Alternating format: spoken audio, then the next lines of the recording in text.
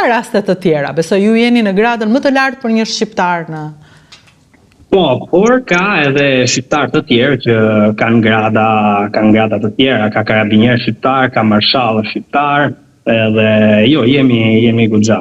Kemi filluar me origjinë shqiptare normalisht, po kemi filluar të jemi goxha. Ndërkohë, prindrit, si e shprehin kënaqësinë për këmbguljen tënde? Prindrit janë shumë krenarë. Janë shumë krenarë në radhë parë sepse me edukatën që kam marrë nga ato, kam marrë jo vetëm kokëforcim, po edhe mundimin për me ndihmuar të tjerat, sepse në qoftë se kam, si që thash përpara, në qoftë se kam gjellë me bëj një punë të tillë, është që të ndihmoj persona, të ndihmoj edhe kolegët, jo vetëm personat e tjerë, jo vetëm civilet. Edhe prindit janë shumë krenarë. Edhe unë jam shumë krenar për ato, se po mos kishe për ato, nuk do kisha pas kurrë një mentalitet të tillë. Për prindrit të cilët që të mos prekje Italinë e vështirë të fillimit të lanë të gjyshrit, edhe me ata me siguri lidhje fort. Po, shumë. Fatkeqësisht të dy gjyshrit nuk janë më një jetë, por edhe me ato ka pas një lidhje shumë të fortë, por lidhje shumë të fortë me gjithë familjen. Sepse edhe njerëzit që janë në Shqipëri tash i kam kushuri, sonaxhaj, i kam shumicën e familjarëve i kam në Shqipëri.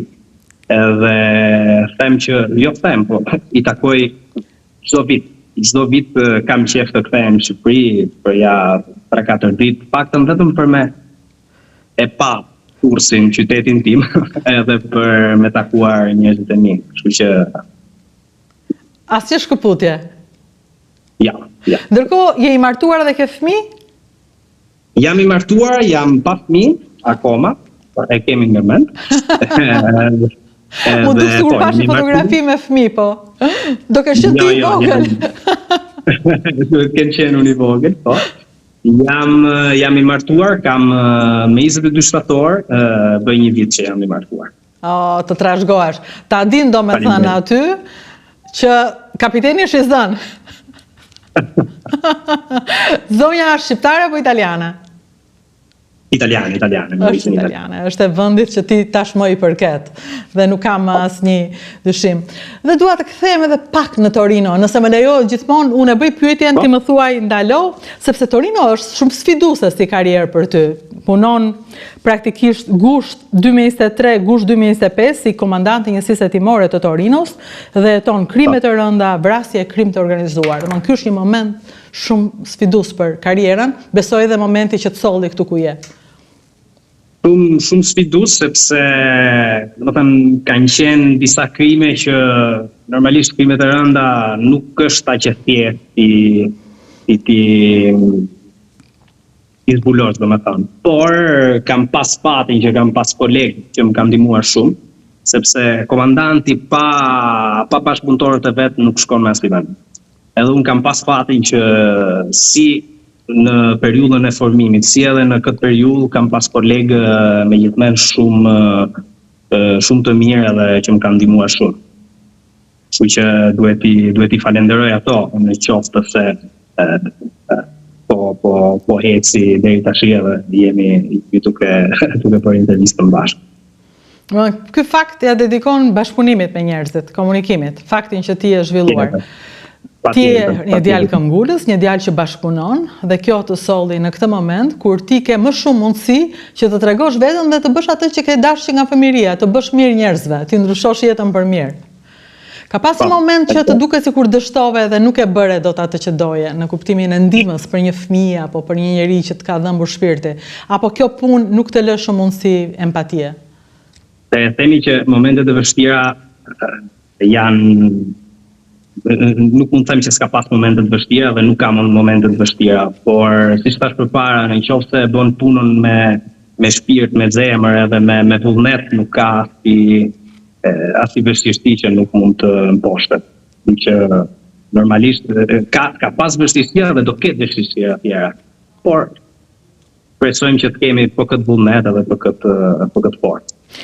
Po, probleme nga ato që thoshin komentuesit, ku është ai kapiten në një zonë që të mbledhur, si me thënë njerëzit duan njëri tjetrin. Ke të tilla probleme me atë që mund ta quajmë racizëm, por që ke vështirë sepse nuk e di, domethënë. Jo. Unë në qoftë se kam arrit të bëhem karabinier, është sepse nuk kam pas kurrë probleme të tilla. Kam pasur fatin, siç e thash përpara, që të kisha të bëjsha me persona shumë pozitiv, me persona mikpritës, dhe nuk mund të them që kam pas paragjykime në asnjë lloj paragjykimi. Normale, emri im është Armir Gjeçi, kështu që jam me origjinë shqiptare, po unë nuk e mohoj, por nuk mohoj as që jam në shërbim të shtetit italian. Kështu që nuk ka asnjë lloj kritikiteti në këtë plan. Do me thënë, djemve dhe vajzave shqiptar të 94-ës apo të 2004-ës, të cilët janë në përpjekje për t'ia dalë një jetë, nëse do i thoshe diçka, ta zëmë se jeni një klasë ku shkolle aty dhe shkon për të dhënë leksione kundër bullizmit, po dhe kundër racizmit edhe kundër dorëzimit të rinjve në një botë me mure, me shumë mure. Çfarë do i thoshe? Rallë parë që të largohesh nga vendi yt nuk është i thjeshtë.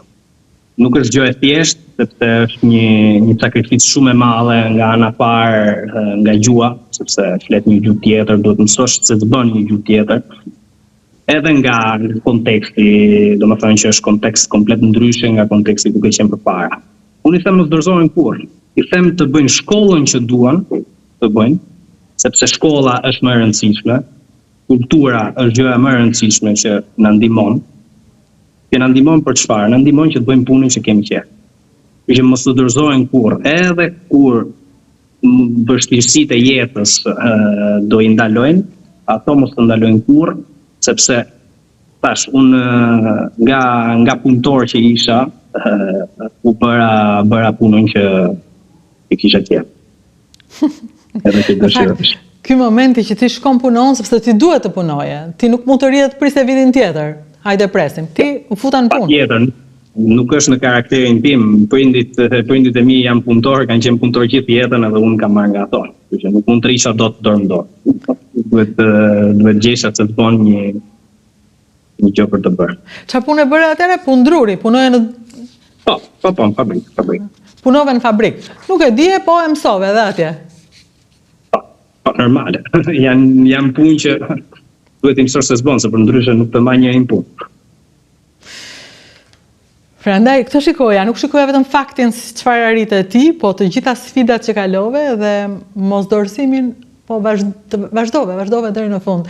Të ka ndihmuar karakteri nuk e di se ndonjëherë unë mendoj fëmiria shumë e rëndësishme për një njeri. Dhe ti kur kthehesh pas ato 6 vitet në Durrës, mendojnë që të gjitha ato i familja jote, ai vend, Shqipëria vet të ka ndihmuar ty të jesh ambicioz, kërkues, të shkosh deri në fund.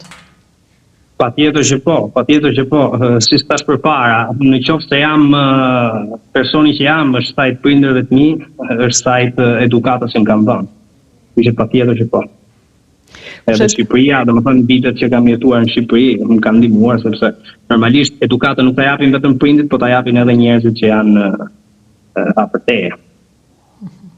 Të gjitha ata njerëz që janë njerëzit e tu në Shqipëri dhe po të ndjekin sot, unë ju them, kushtëtisa krenar jeni me kapitenin edhe me arritjet e tij, apo ata të shohin si kapiten, të shohin si kushëri, të dashur, njerëz të afërt. Ashtu duhet vazhdojnë të më shohin. është më normale. Ti je djali vetëm apo? Jo, kam një motër 15 vjeçe. Ke një motër 15 vjeçe që lindi në Itali.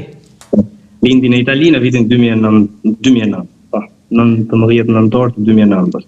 Është Aurora, po. Tani po shikoja, sepse gatrova emrin, është Aurora, motra e kapitenit. Të shohim çfarë do ketë qef bëhet në jetën e vet Aurora. Aurora nuk ka shfaqur akoma çfarë do apo?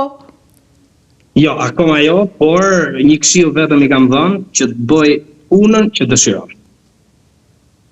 Mund mos jetë karabiniere, mund mos jetë mjafto të bëj punën që dëshiron edhe që ka qef të bëj. I di çfarë shumë njerëz thonë që kjo është e vështirë, domethënë edhe pse ti je një shembull i faktit që i dilet, shumë të rinj që shikon janë të dorëzuar dhe janë ata që se të dorëzohesh domethënë që pastaj ti kthesh syt nga droga, ti kthesh syt nga substancat, ti kthesh syt nga jo vetëm emigrimi nuk është dorëzim, është një lloj përpjekje. Po dorëzohen, të rinj që dorëzohen. Edhe thonë nuk ka punë për të gjithë, nuk është e vërtetë që ka punë për të gjithë. Edhe në Shqipëri madje kanë një lloj besimi që puna e ndershme nuk t'i jep asgjë.